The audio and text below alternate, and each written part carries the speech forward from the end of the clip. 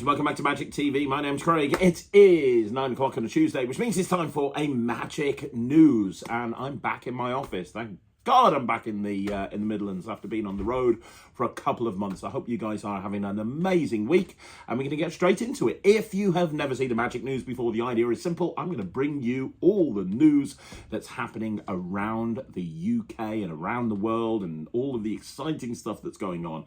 But before we get into any of the Magic News, I want to remind you to leave a comment down below. If you've got any news that you want to share on next week's show, I would be more than happy to get into it. But without further ado, let's head into this week's Magic News. So first of all, it's convention season at the moment. It comes through the beginning of September. We've got through summer, and there are so many conventions that are taking place all over the world. It would be impossible to list all the conventions. Now, I'm going to go through some of them for you, and then I'm going to go into kind of the lead story that's taking place in the Magic world at the moment. But first of all, let's go through some conventions. So this Sunday in the UK, on the 7th of September, we have the Leeds Magic Jam.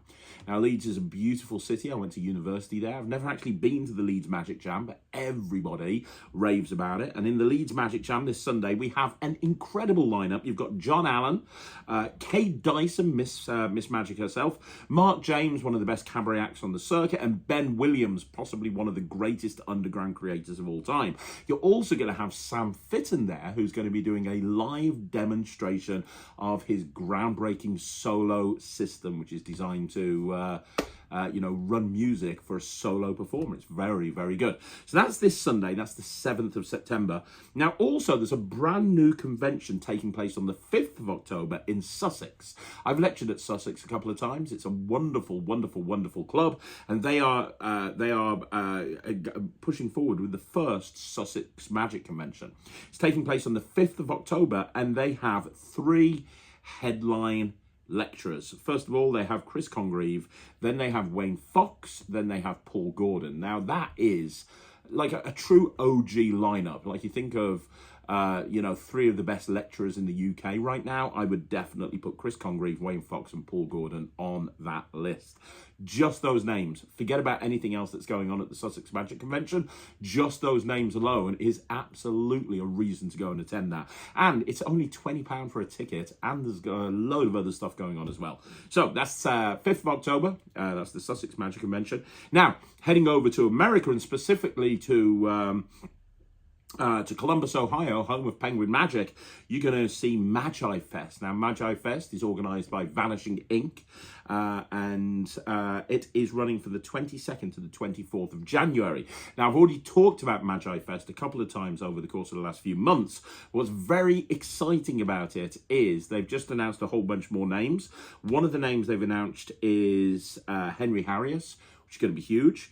Daniel Garcia, which is equally huge. And then you never see this person at conventions lecturing at all, but the guest of honor is Bill Malone. That's right, Bill Malone.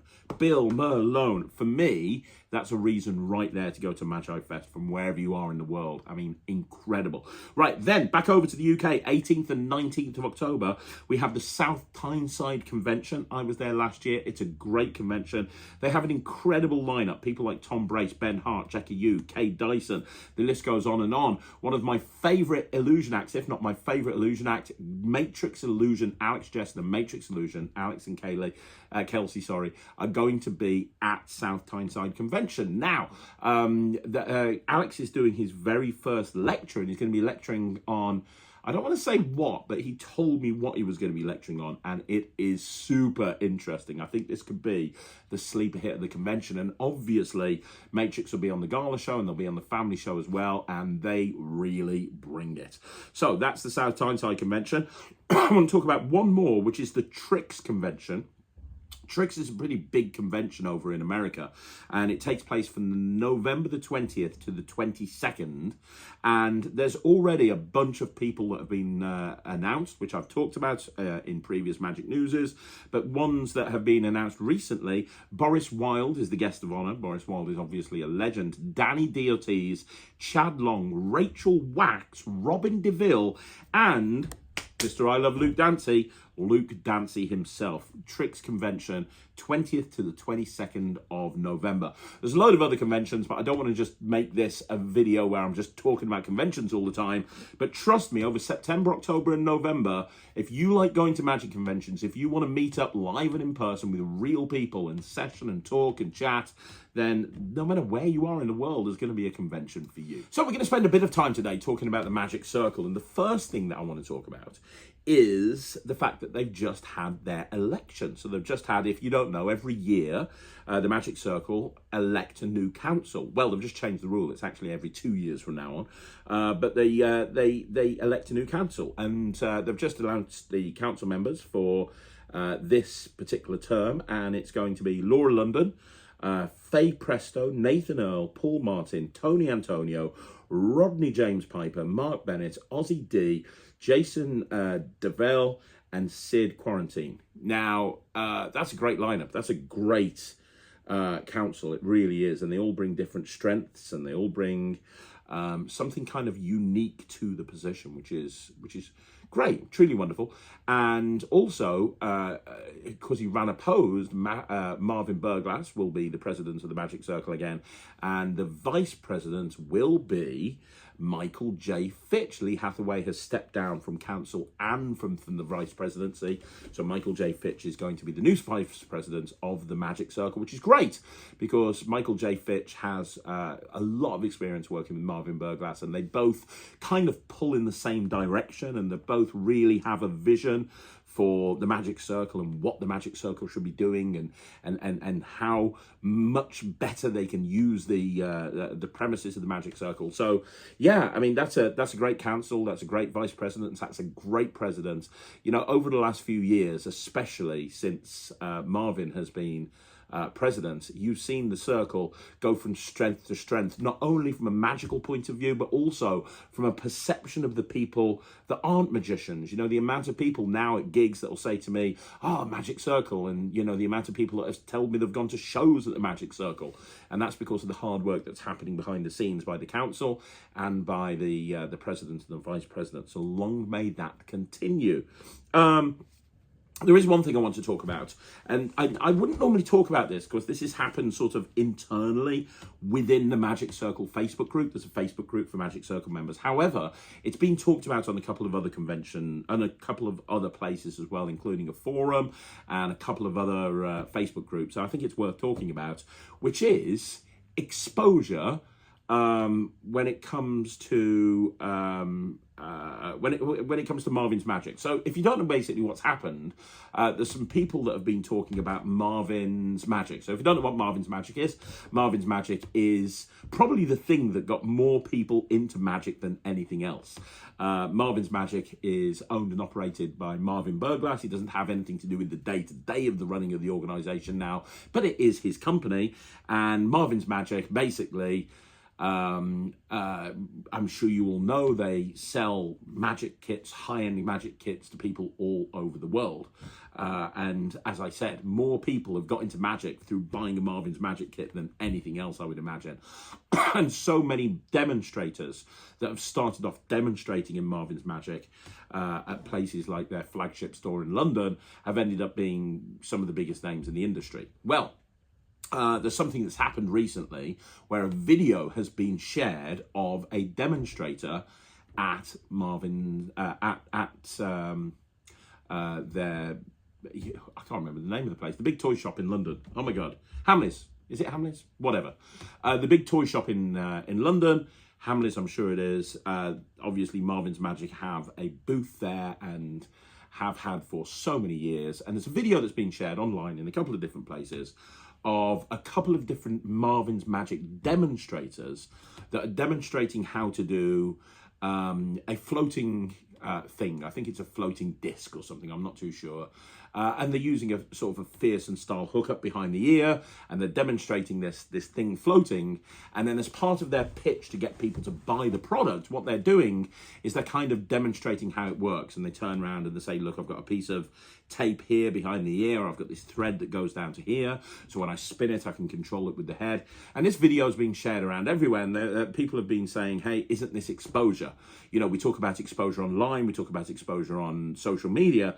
isn't this exposure as well? Because you're exposing tricks to the general public. You know, how can you expose something like thread as a, you know, as a principle, you know, when so many professional magicians use this? And some people have been saying, well, you know, it's Marvin's magic demonstrators that are doing this, and Marvin Burglass is the president of the Magic Circle, and therefore, you know, he should be stopping this, because the Magic Circle is all about stopping exposure. And there's a load of different people saying a load of different things. And, you know, this is my channel, so I'm going to weigh in. I'm going to give my own 2 cents. And my opinion on this is, there's nothing wrong with this at all. There's absolutely nothing wrong with this at all. And I know there's going to be people in the comments below that disagree with me, and they angrily say, Craig, you're advocating exposure. And if that's how you want to feel about that, then that's absolutely fine. Let me tell you why I don't think that there is an issue here. The reason I don't think there's an issue is for a couple of different reasons. The first reason is, that's how all of these tricks are demonstrated. Like, I remember getting married in Vegas years and years and years ago, and having somebody in the hotel I was staying in the little magic shop in the hotel I was staying in, demonstrating how to do the, you know, demonstrating a floating card and then showing me exactly how it worked. They didn't realize I was into magic. They just sort of, you know, they were demonstrating this and said, let me show you how it works. And this is how it's demonstrated, because from a sales point of view, if you can show somebody how easy it is to do, then you're more likely to you're more likely to have them buy it. So the classic sort of pitch for the Svengali deck has always been, you know, pick a card, I'm going to lose the card in the pack, look, it's come to the top, blah, blah, blah, blah, blah. And then at the end, towards the end of the pitch, you say, well, let me explain how it works. It's very simple. You flick this way, all the cards are 9 of hearts. You flick this way, all the cards are different. That's how it works. All you got to do is this, and you can have anyone pick any card. It's very, very easy to do. So you kind of show them a trick, and then you kind of give them a little idea of how easy it is to be done. And then hopefully they buy it, right? So why is it not okay to do that with thread, when it is okay to do that with Svengali deck? And for the people that say, oh, it's not okay to do with the Svengali deck, well, that's how the Svengali deck has been pitched for decades at every fair, at every festival, at every magic shop that's designed for lay people to walk into for 100 years. That's how these things are done. People will demonstrate and explain the dynamic coins. They'll demonstrate and explain the Svengali deck. And, you know, you could turn around and go, well, the Svengali deck is just for beginners. Well, it's not. I use a Svengali deck in my paid professional work, and I always have. Like that, you're looking at the guy who literally bought out the Svengali deck project, talking about how this is such a valuable tool for magicians. So I disagree if you're saying, oh, it's just a thing for beginners. It's not. But it wouldn't be a problem for me if somebody went and saw a demonstration of the Svengali deck, and then I went and performed the Svengali deck to them. I have no qualms about the fact that they would have no idea what I'm doing. I guarantee it. I remember seeing I want to say Pat Page. I don't know if it was or not. I want to say Pat Page, and he talked about thumb tips and how you can have the thumb tip exposed, and then you can literally go and perform that same trick, and they'll not realize. And I've had that. I've walked up to tables, and I remember once. It's happened a few times, but I remember once walking up to a group of people at a gig. And the guy was an amateur magician. He bought a couple of tricks a couple of weeks before, and he was doing a vanishing silk into a thumb tip. Did it terribly. Everyone could see how it worked. And the first trick I did is a $100 bill switch, and nobody had a clue that a thumb tip was involved, right? So first of all, if somebody sees a trick where thread is involved, and then they get told, well, this is how it works, there's thread and behind the ear and blah, blah, blah, blah, blah. If somebody then went and did a trick using thread, they would have no idea. They would have no clue. Like, I've seen Ryland go and perform at holiday parks where people have got that spinny card thing, the Whirlybird card or whatever it is, and then he's gone on stage and done flying linking rings and dancing cane, and they haven't put 2 and 2 together. People don't realize that it's the same method. So from that point of view, it's totally not an issue. But the other thing to consider is the Magic Circle is all about stamping out exposure. I get that, but the Magic Circle should also be about getting more people into magic. It should be about promoting the art form. It should be about like making sure that magic doesn't die. And the problem is there's a lot of magicians, especially the old school magicians, that want to slam the door shut on any exposure whatsoever. No, we should never have exposure. Exposure is bad. That should never happen. They want to slam the door on exposure completely, and never, let anybody in on any single secret at all. And I don't think that that is the case. I don't think that should happen. I think that you should shut the door, but you shouldn't lock it. You should leave it ajar. And if people want to walk in, they can. I've talked about this on social media. So many people say, oh, you shouldn't have videos teaching card tricks on YouTube. Well, look at Magic Alon, who created the Alon Magic Society, one of the biggest and most influential magic societies, magic communities in the magic world. He got into magic because of watching a video on YouTube. And it's the same with this. If people watch this floating card and then get told, oh, this is where it is, it's a piece of string and it's behind the ear and blah, blah, blah, blah, blah. Well, here's what's going to happen. If one of two things is going to happen. First of all, they might go, oh, that's really clever. I could see myself doing that. And they spend the money and buy it. And therefore, as far as I'm concerned, there's absolutely no issue. If they've spent money on it, if they've invested time or money into that, and then they take it away and they practice it and they do it, then that's all well and good. That person might fall down a rabbit warren and be the next world champion of magic, for all we know.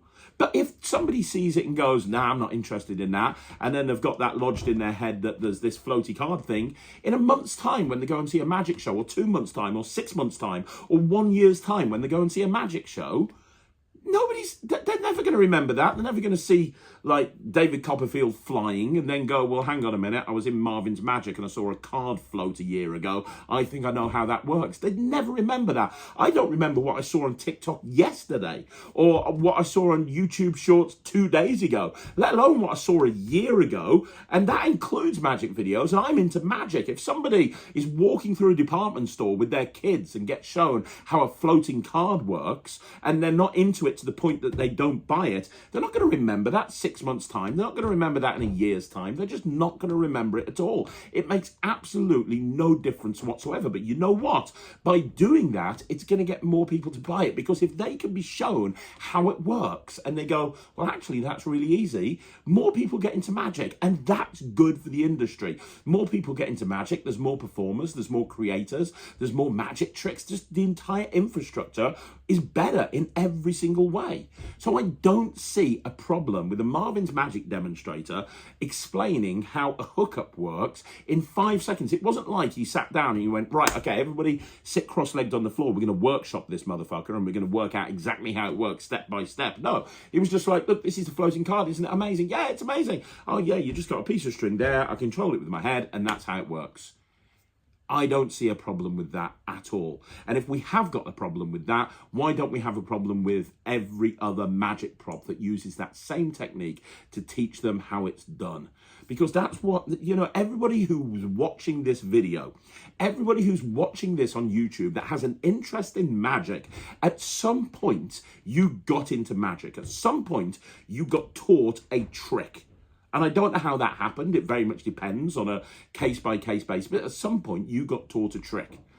Why was that okay and it's not okay to do it this way? So for the various different conversations that are taking place online and the various different conversations that are taking place about this, I don't think this is exposure at all. I don't think this is an issue. And even though it technically is exposure, it's not exposure that's going to cause damage in any way, any shape or form. It's really not. It's been overblown out of all proportion. And frankly, as far as I'm concerned, Marvin Burglass has done more for this industry than pretty much anybody. The amount of people that have got into magic because of Marvin Burglass, the amount of money that the Magic Circle has received because of Marvin's magic, I'm sorry that, as far as I'm concerned, the guy has done so much for magic in general, and to take exception to one little thing because you think it's unethical, I disagree completely. Okay, so that's really all the news. We've got a bunch of conventions. We've got the Magic Circle thing, the exposure thing to talk about. I do want to finish off with one last thing, which is to talk about some new products. Now, I haven't got these. This is not a review. This is me talking through some new products that have come out. recently. I haven't got them, or they might be on the way to me. I don't know, but I'm not reviewing them. This is based purely off seeing the ad copy and purely off seeing the trailers. But a couple of things have come out.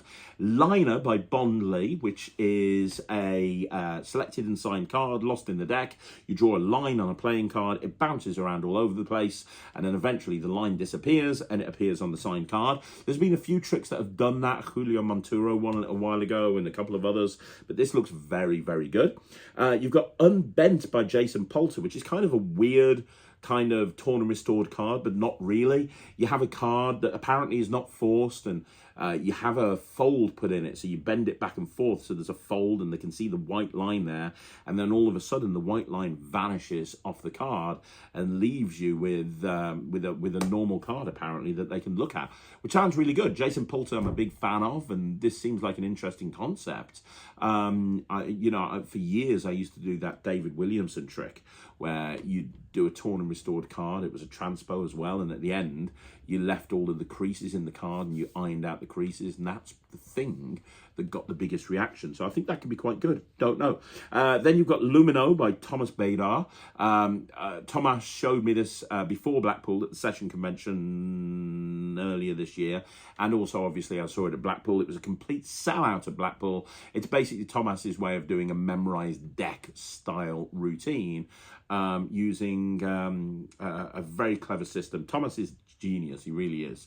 And this is a way of apparently having someone shuffle a deck of cards and you can instantly call out what the red cards are, what the black cards are, but there's no marks or anything like that. And they really are genuinely shuffled. It's a very clever system.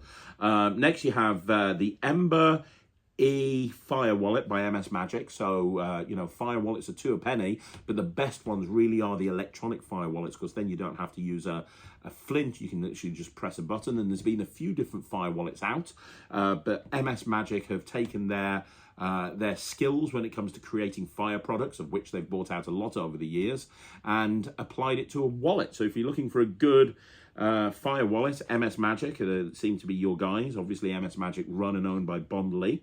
Then you have the Hummingbirds by Luke Jamay. I saw him do this at Electra a couple of years ago. It's simply phenomenal. It's his version of the Rising card, but to just say it's Luke Jamay's version of the Rising card really doesn't do it justice. As you would imagine with Luke, this is absolutely beautiful, genius, and a real performance piece. It's not cheap, it's $100, but I will definitely be picking this up, and I think that anyone who's serious about card magic will love this as well. And then finally, we got the final cut by Nicholas Lawrence, which is, in Nicholas's own words, the best goddamn vanishing deck of all time. The deck can be cut, the deck can be shuffled, and yet it will vanish right in front of the spectator's eyes, which looks really good as well. I have got one last one, which is the Mini Bombshell Wallet by Kahoo. Bombshell Wallet was obviously invented by Dave Bendix, and this is a Bendix Bombshell Wallet, but a mini version. So it's Bendix Bombshell Wallet is a no palm card to wallet. That's what it does. It's a no palm card to wallet, and it's not been available on the market for a long time. It's now available again. So there you go. All of those tricks are available from your favorite magic dealer. So there you go, guys. That's another magic news in the bag. Do me a favor, let me know what you think in the comments down below. Now you want to see more videos like this, like the video, subscribe to the channel, leave a comment down below. I'm going to be back again tomorrow with another video. Don't forget, I'll be back next week as well with a with another magic news. So if you have any magic news that you want me to talk about, leave it in the comments down below. And also don't forget, if you haven't already joined the Netrix, please do so. It's my online streaming platform for magicians. It's called thenetrix.com. I'll see you again soon. Thank you so much for watching. My name's Craig, and this is magic.